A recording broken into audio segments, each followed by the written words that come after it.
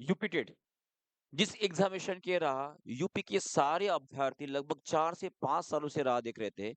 अभी भी हमारा शिक्षा सेवा चयन आयोग जो है, अभी भी देरी कर रहा है। आखिर ऐसा कौन-सा मामला हो गया है कि अभी तक हमारे यूपी टेट का रिजल्ट उन्होंने पब्लिश नहीं किया है? भाई सिटेट में भी इतनी देरी नहीं लगती है। लगभग जो है 1 से डेढ़ महीने के अंदर आपका रिजल्ट आ जाता है। पर अब तक यहाँ पे 2, 3 और 4 जुलाई 2026 को हमारी जो एग्ज़ामिनेशन हुई थी, इसकी जो प्रोविज़नल आंसर की है, वो बहुत जल्दी आ गई थी। इसके बाद हमने क्वेश्चन्स को चैलेंज भी किया।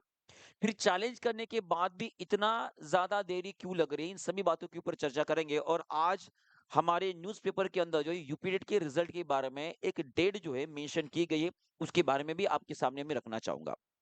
पर बहुत सारे अभ्यर्थियों से मेरी जो बात हुई अभी तक वो यही बोल रहे कि सर कुछ ना कुछ घोटाला है। घोटाला क्या है? क्या आशंकाएँ सभी बच्चों के अंदर आपके दिमाग के अंदर चल रही है उसके ऊपर भी बात करेंगे। पर सबसे पहले मैं आपको ये बताना चाहूँगा कि आज के न्यूज़पेपर के अंदर ये बताया गया कि हमारा यूपी टेट का जो रिज़ल्ट है वो 15 के बाद ही आएगा। 15 अगस्त की बात कर रहा हूँ। देखो क्या लिखा गया है उत्तर प्रदेश शिक्षक पात्रता परीक्षा माने कि यूपीटीईटी का परिणाम 15 अगस्त के बाद जारी हो सकता है।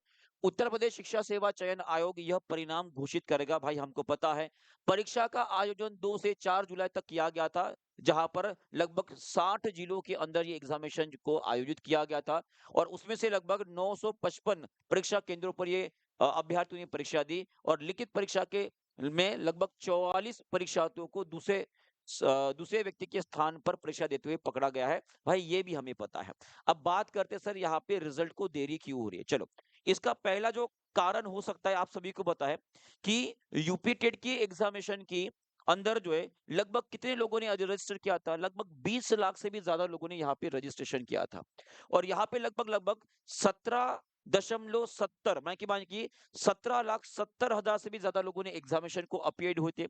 इसमें से पेपर 1 के लगभग 7.14 लोग और पेपर 2 के लिए लगभग जो है 10.5 लाख के आसपास लोग जो है ना? इतने लोगों ने एग्जामिनेशन को दिए थे।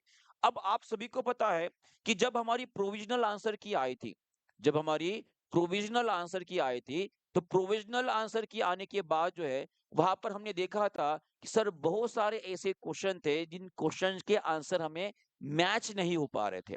कहने का मतलब होता है लैंग्वेज के अंदर, उर्दू के अंदर, संस्कृत के अंदर और उसी तरह से जो है बाकी एसएसटी के अंदर भी जो है बहुत सारे क्वेश्चन रॉन्ग हुए हैं। ना बल्कि आपको पता है न्यूज़पेपर के अंदर भी आया था।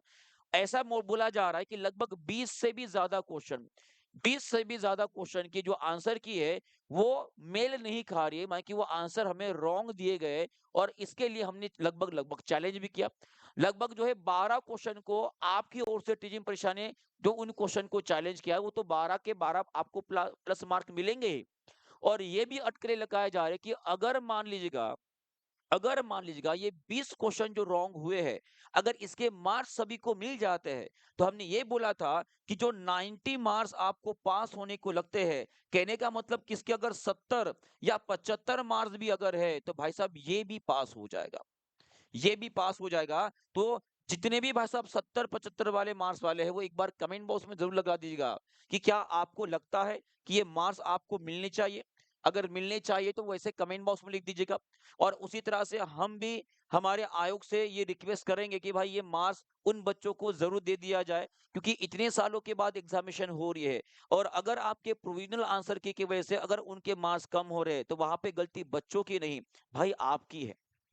आपने सही ढंग से बस अब पेपर के कई सारे अटकेले मैंने आपको बताया कि किस तरह के क्वेश्चन जो है वहाँ पे पूछे गए थे। बड़े आसान सा पेपर था और इतने आसान पेपर के अंदर वो बच्चे अगर फेल होते तो बेटा यहाँ पे आपकी गलती की वजह से फेल हो गया, ये भी आपको याद रखना है।